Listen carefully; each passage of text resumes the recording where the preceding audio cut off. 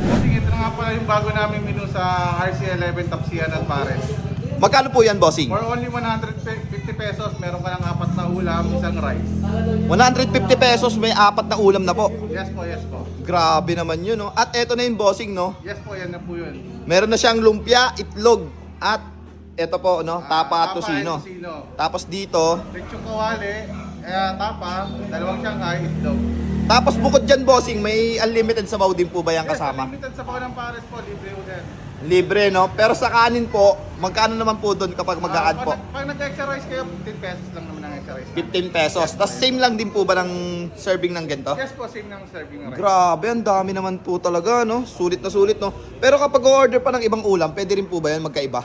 Basta dalawang combination na ulam for only 150 pesos. Maliban lang sa pork and chicken, mag-add kayo ng mga 10 pesos for 10 pesos lang.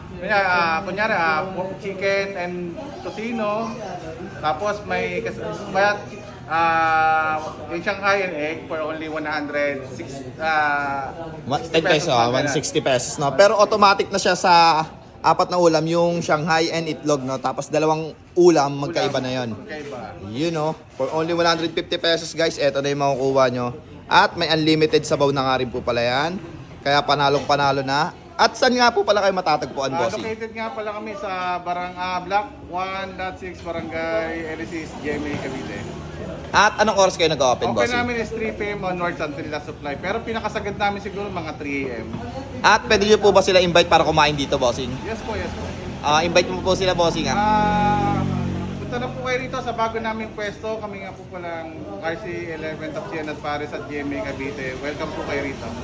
Yun, oh. Grabe, guys. So, kung naghanap kayo ng solid na food tripan, punta na kayo rito.